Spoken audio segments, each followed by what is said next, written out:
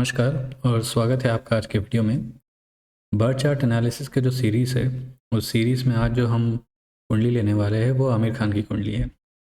तो इस कुंडली पे भी मैंने थोड़ा रिसर्च किया था और देखा था कि ये इनका जो टाइमिंग है वो सही है कि नहीं, पर्सनालिटी जो इन्होंने जो इनके टाइम ऑफ बर्थ के हिसाब से आ रहा है वो सही है कि नहीं। तो ये सब समझने के बाद आई वॉज कन्विंस्ड कि ये जो हम लोग चार्ट यूज़ कर रहे हैं वो सही है। तो आइए इनके चार्ट के ऊपर थोड़ा एनालिसिस करते हैं। तो सबसे पहले अगर आप चार्ट देखें तो यहाँ पे कुंभ लगन है और लगन में ही शनि बैठा हुआ है। तो एक तरह से ये क्या होता है कि अगर आपका लग्नेश लगन में बैठा हो तो which indicates that you have a very strong personality. और उसके साथ साथ अगर सूर्य भी आपके लग्नेश के साथ आ जाता है तो विच इंडिकेट कि आप कहीं पे भी चले जाते हैं तो you become a centre of attraction. क्यों? क्योंकि सूर्य एक तरह से आपको ऊर्जा देता है और आपको एक लाइमलाइट देता है। तो कहीं पे भी आप चले जाओ, आप हमेशा ही वो सेंटर ऑफ अट्रैक्शन बन जाते हो, हमेशा ही अपने चार्म से लोगों को प्रभावित कर देते हो। और यहाँ पे अगर आप देखें तो लग्न में एक बहुत अच्छा योग बन रहा है। तो लग्नेश और भाग्येश ये दोनों साथ में ही लग्न में बैठे हुए हैं और जो कर्म का स्वामी है मंगल, वो भी एक तरह से यहाँ पे दृष्टि दे रहा है। तो कर्म भाव, भाग्य और लग्न ये एक साथ मिल गया। तो ये एक बहुत ही अच्छा योग बनता है, बहुत ही दुर्लभ योग है, जो कि ये इंडिकेट करता है कि जहाँ पे भी आपने अपना हाथ रखा, जहाँ पे भी आपने कुछ काम किया, वो काम हमेशा सफल हो जाता है। और इस कारण से, इस योग के कारण से ये इंसान को एक परफेक्शनिस्ट बनाता है कि हर एक चीज़ माइन्यूटली करना। और ये यहाँ पे देखिए, क्योंकि एक और चीज़ इसमें बहुत ज़्यादा इम्पॉर्टेंट है कि अगर ये योग कहीं और बना होता तो शायद उतना ज़्यादा बल नहीं होता, लेकिन अगर ये केंद्र में बन जाता है तो केंद्र में बनने के कारण होता क्या है कि इसका बल बहुत ज़्यादा बढ़ जाता है। तो इस कारण से ये काफ़ी ज़्यादा फेम, काफ़ी ज़्यादा पॉपुलैरिटी और काफ़ी एक तरह से परफेक्शन अपने काम में इंसान को देता है। तो which is again a very good thing. तो ओवरऑल ये चार्ट तो बहुत ज़्यादा स्ट्रॉन्ग और बहुत ज़्यादा एक पोटेंशियल वाला चार्ट है, जो जिससे कि ये लगता है कि इंसान का कैलिबर काफ़ी ज़्यादा है और वो कोई भी काम को बहुत अच्छे से कर सकता है। तो ये तो एक ओवरऑल पर्सनैलिटी और ओवरऑल एक एक तरह से हम देखें तो चार्ट एक तरह से आप कहिए पर्सनैलिटी लेवल पे है। इनके अगर टाइमिंग को अगर हम देखें तो यहाँ पे अगर देखें तो शुक्र एक बहुत ज़्यादा पावरफुल प्लैनेट हो जाता है और शुक्र दशा इनके लिए सबसे ज़्यादा अच्छी होनी चाहिए, क्योंकि लग्नेश के साथ भी एसोसिएटेड है और भाग्य का स्वामी भी, और इस लगन के लिए ये योग कारक भी है। तो इस कारण से अगर हम इनका टाइमलाइन एनालिसिस एक बार करें तो यहाँ पे आपको काफ़ी सारी चीज़ें यहाँ पे समझ में आएंगी। तो स्क्रीन पर अगर आप देखें तो इनका एक तरह से टाइमलाइन प्लस इसके साथ साथ क्या दशा इनको चल रही थी तो वो यहाँ पे मैंने डॉक्यूमेंट किया है। यहाँ पे अगर आप देखें तो 86 के आसपास इनको बुध में शनि शुरू हुआ था और उसी वक्त इनकी शादी हो गई थी। उसके बाद जब केतु में वीनस शुरू हुआ तो फिर इनकी पहली मूवी आई थी क़यामत से क़यामत तक। यहाँ पे अगर आप देखें, ये टाइमलाइन को समझने की कोशिश करें तो वीनस का जो फेस होता है वो कोई नए अपॉर्चुनिटी के लिए काफ़ी ज़्यादा अच्छा होता है। अगर आप लाइफ में कुछ नया शुरू करना चाहते हो तो वहाँ पे एक बहुत अच्छा फेज़ होता है ये वीनस वाला फेज़। उसके बाद राहु वाला फेज़ जो होता है वो काफ़ी ज़्यादा इंपॉर्टेंट होता है आपको एक नया अपॉर्चुनिटी देने के लिए, लाइमलाइट देने के लिए। तो उसी बात उनकी जो नेक्स्ट सुपरहिट मूवी थी दिल, वो रिलीज़ हुई थी 1990 में, जबकि उनको राहु का फेज़ चल रहा था।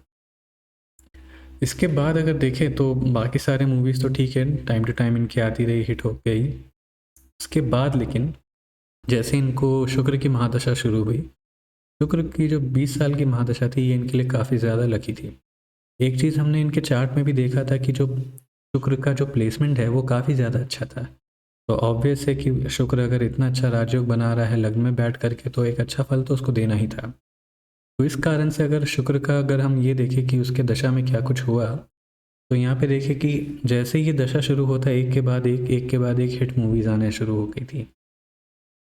उसके साथ साथ फिर ये जो पूरा 20 साल का फेज़ था काफ़ी ज़्यादा अच्छा रहा। सूर्य, चंद्रमा और शुक्र और मंगल वाला जो फेज़ था 97 से लेकर के 2000 तक का, तो वहाँ पे बहुत ज़्यादा कुछ ख़ास इनका हुआ नहीं।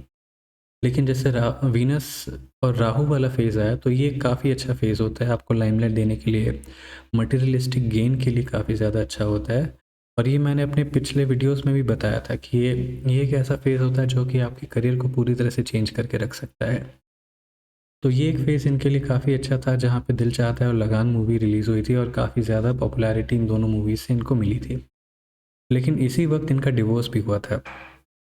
वीनस राहु वाला फेज़ ऐसा है कि इससे पहले अगर आप रिलेशनशिप में हैं तो वो जो आपका एक्जिस्टिंग रिलेशनशिप है उसको काफ़ी हद तक हैम्पर कर सकता है, उसमें काफ़ी हद तक एक डेंट ला सकता है।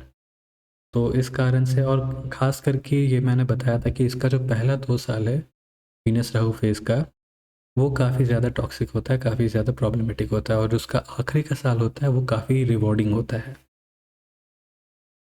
फिर इसके बाद का अगर आप फेज़ देखें तो जुपिटर, सैटर्न और मरकरी वाला फेज़, तो यहाँ पे ये फेज़ इनके लिए काफ़ी ज़्यादा अच्छा रहा था। यहाँ पे काफ़ी सारी अच्छी मूवीज़ इनकी रिलीज़ हुई थी। रंग दे बसंती, फना, तारे ज़मीन पर, गजनी, थ्री इडियट्स, तलाश, सत्यमेव जयते जो सीरीज़ था, टीवी सीरीज़ इन्होंने उसको शुरू किया था। तो काफ़ी अच्छा और काफ़ी ईज़ी गोइंग फेज़ रहा था।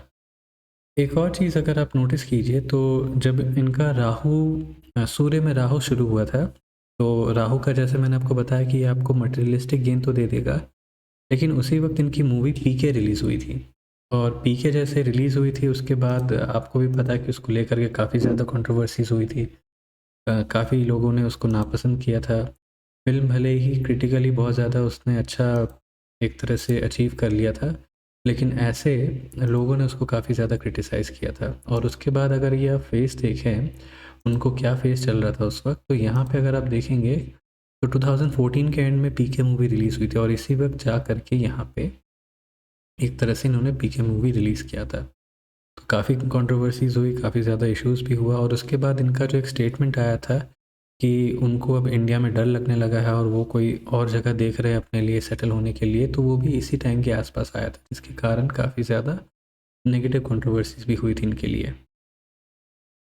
ये जो फेज़ है उसके बाद शनि वाला, तो शनि वाले फेज़ में अगर आप देखें तो यहाँ पे उनकी दंगल मूवी रिलीज़ हुई थी, तो और दंगल ने काफ़ी ज़्यादा अच्छा किया था।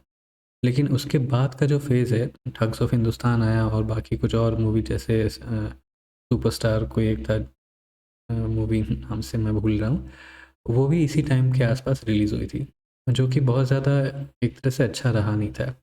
इसके बाद फिर इस फेज़ में जा कर के जब मून राहु वाला फेज़ आया तो यहाँ पे इनकी लाल सिंह चड्ढा मूवी रिलीज़ हुई थी, जो कि एकदम से फ्लॉप। अब यहाँ पे एक चीज़ नोटिस करने वाली बात है कि सूर्य का जो दशा था, सूर्य वाला फेज़ तो यहाँ पे राजयोग में इन्वॉल्व था, जिस कारण से सब कुछ अच्छा चल रहा था। लेकिन इसके बाद जैसे चंद्रमा शुरू होता है, अब ये राजयोग वाला फेज़ तो निकल गया। अब ये चंद्रमा वाला फेज़ है जो कि मतलब एक तरह से 6th हाउस में और जो कि बहुत ज़्यादा अच्छा या प्रॉमिसिंग नहीं है करियर को लेकर के। एटलीस्ट अगर ये एक तरह से उस चीज़ का फेस बन कर के आ रहे हैं, उस चीज़ को प्रेज़ेंट कर रहे हैं, तो उस हिसाब से तो अच्छा नहीं है। इस फेज़ में ऐसा ज़्यादा सही रहता है कि आप एक तरह से पर्दे के पीछे रह कर के काम करें, रेदर देन ये कि आपको लाइमलाइट सारी की सारी मिले। तो वो वाला फ़ेज़ तो यहाँ पे इनका चला गया और यहाँ पे जो चंद्रमा वाला फ़ेज़ है वो ये दिखा रहा है कि नहीं, अब आपको एक होता है एक बैक सीट लेकर के काम करने की ज़रूरत है। तो ये एक तरह से कहिए कि जिनका बेस्ट फ़ेज़ था सूर्य महादशा और शुक्र महादशा, जो 26 साल का जो फ़ेज़ था, तो ये तो एक तरह से इनके लिए काफ़ी ज़्यादा अच्छा रहा था। At the same time Ketu also, तो केतु तो यहाँ पे दशम भाव में और दशम का जो स्वामी है वो काफ़ी अच्छा योग बना रहा है, तो केतु को भी एक तरह से बल मिल गया। तो केतु का फेज़, शुक्र का फेज़ और फिर सूर्य का फेज़, तो एक तरह से आप समझ लीजिए कि 33 ईयर्स, 33 साल। तो ये एक तरह से इनके लिए काफ़ी अच्छा था, लेकिन इसके बाद वाला जो फेज़ है ये तो उतना कोई ख़ास प्रॉमिसिंग है नहीं। ये यहाँ से चंद्रमा, उसके बाद फिर कुछ हद तक ये मंगल वाला जो फेज़ है वो थोड़ा अच्छा रहेगा, लेकिन वो भी तब जब मतलब कि एक तरह से होता है ना कि ये अलग तरह के कुछ रोल करेंगे तब। और इसके बाद राहु का। तो एक तरह से कहा जाए तो जो इनका बेस्ट फेज़ था, जहाँ पे एक तरह से कहिए कि सारा सब कुछ एफर्टलेसली इनके लिए हो रहा था और बस इनको जो नेचुरली ये जैसे है वैसे ही बस इनको प्रेज़ेंट करना था और उसी में जा कर के सब कुछ ठीक हो जाता है। तो वो फेज़ तो एक तरह से इनके लिए चला गया। और एक और चीज़ देखिए कि इसी टाइम के आसपास ये जो बॉयकॉट बॉलीवुड का जो ट्रेंड है वो शुरू हुआ है, जिसके कारण लोग बॉलीवुड मूवीज़ को बॉयकॉट कर रहे हैं। और ये एक तरह से कोइंसिडेंस ही है कि जहाँ पे देखिए कि इनको चंद्रमा की महादशा शुरू हुई 2019 के बाद 2020 से जैसे सुशांत सिंह राजपूत की का निधन हुआ था, और उसके बाद से यहाँ पे देखें तो ये एक फेज़ था जो कि बहुत अच्छा नहीं था इनके लिए। इनका डिवोर्स भी इसी टाइम के आसपास हुआ था राहु का। तो ये एक तरह से देखें तो इनके लिए भी एक ख़राब फेज़ ही है, और यहाँ पे बहुत ज़्यादा प्रॉमिसिंग नहीं है इनके लिए। आगे का एक और चीज़ मैं आपको यहाँ पे बताना चाहता हूँ कि यहाँ पे अगर ये राहु वाला फेज़ देखे, वीनस राहु वाला, तो ये एक ऐसा फेज़ था जहाँ पे इनका डिवोर्स हुआ था, राहु वाला फेज़। तो जैसा मैंने बताया कि पर्सनल लाइफ के लिए अच्छा नहीं होता राहु फेज़, खास करके अगर वीनस राहु वाला फेज़ है तो पहला 2 साल तो बिल्कुल भी नहीं। और उसके बाद अगर यहाँ पे देखें मून राहु वाला फेज़, तो सेम यहाँ पे भी इनका डिवोर्स होता है इसी टाइम के आसपास, जो कि अच्छा नहीं था। तो एक तरह से कहे कि जो सिचुएशन था वो खुद ही ऐसा बना था कि इनके लिए अच्छा वो नहीं होना था। तो एनीवेज़ शायद ये चार्ट ही इस तरह से डिज़ाइन था। तो ये एक तरह से लर्निंग है आपके लिए कि अगर इस तरह का फेज़ आपके लाइफ में आने वाला है तो you have to be cautious. और जैसे कि मैंने अपने पिछले वीडियोस में भी बताया था कि वीनस राहु वाला जो फेज़ है, तो मटेरियलिस्टिकली तो आपको काफ़ी हद तक गेन्स दे देगा, लेकिन एक तरह से देखो तो पर्सनल लाइफ में आपको काफ़ी कुछ हैम्पर कर देता है। तो this is something that you need to be cautious about. तो एक था ये, एक तरह से मेरा एनालिसिस था इनके चार्ट के ऊपर और इनका जो पूरा टाइमलाइन था उसके ऊपर।